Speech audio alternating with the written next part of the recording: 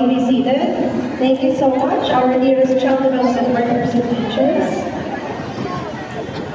Magandang hapon po sa ating lahat.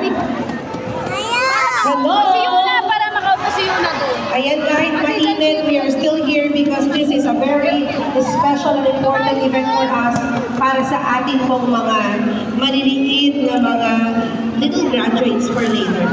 Okay, so to formally start our program, may we call our very own Madam Edita Baltasar Gorospe, our MSWDO, for her welcome speech. Thank you, Gina.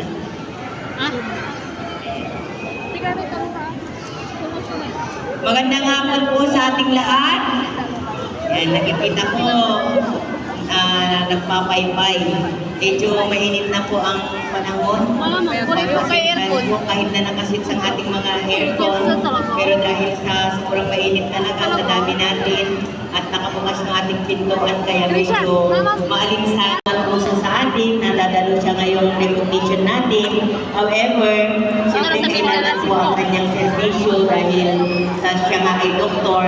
So, nagpadala naman po siya ng kanyang representative. Okay, so ngayon po ay ito po yung ating pinakahihintay na recognition ceremony ng ating mga anak na ating hinatid sa loob ng isang taon. Tama ho ba? Ang ating mga magulang ay maaga rin nagigising para ipaghandaan ng pagkain ng ating mga anak. Ayan, ihatid sa school at yung iba talagang hinihintay hanggang sa matapos yung kanilang